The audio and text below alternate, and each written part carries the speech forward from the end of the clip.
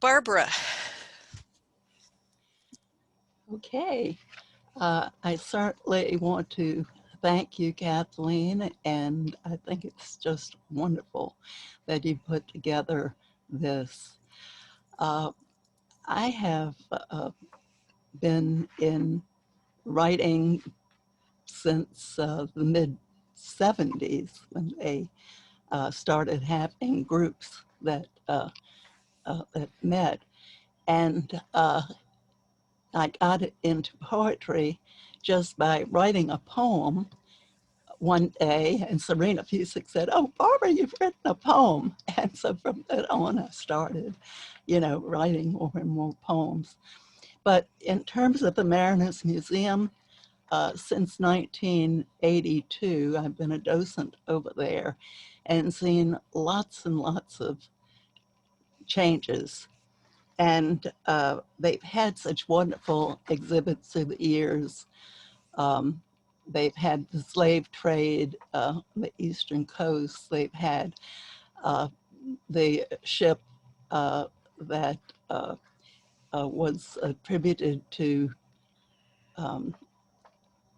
having the state of Israel. And this is a tribute to John Broadwater,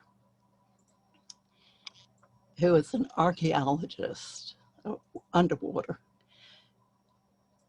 John Broadwater is the glue, bringing to the world the first ironclad, the Monitor, that has lain for 140 years, upside down, 270 feet, in the depths of the ocean off the Carolina coast.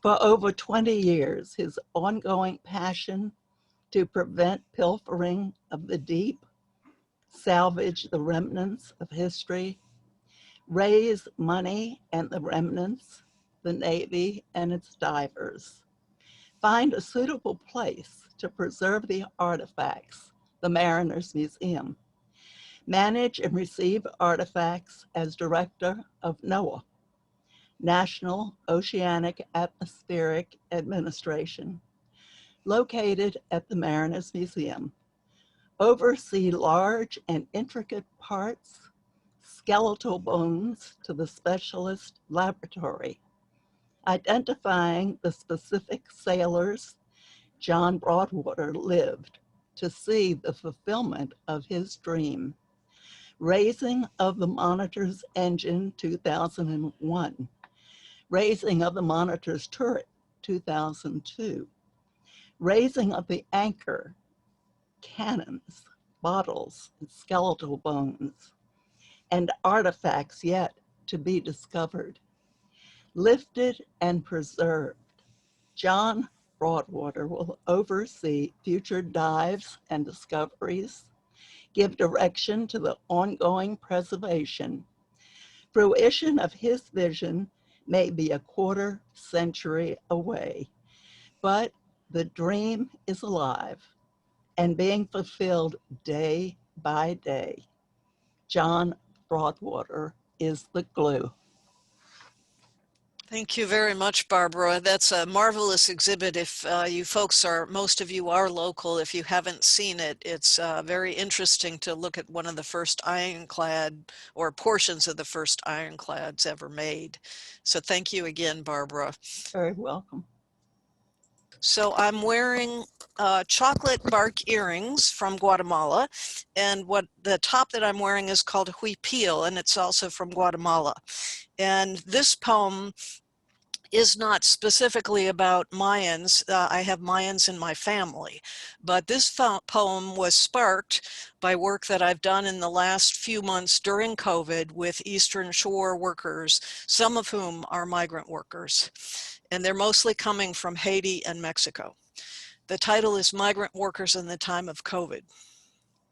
They come in silent running boats in dead of night with minimal light, land on a familiar alien shore as they have 20 times before, to do jobs no one else will touch, to feed family back home and such. This time, a new peril awaits, Worse than cops, worse than ICE, more dangerous than those. A microscopic pest wrecks global woes. Ill and illegal in a strange land.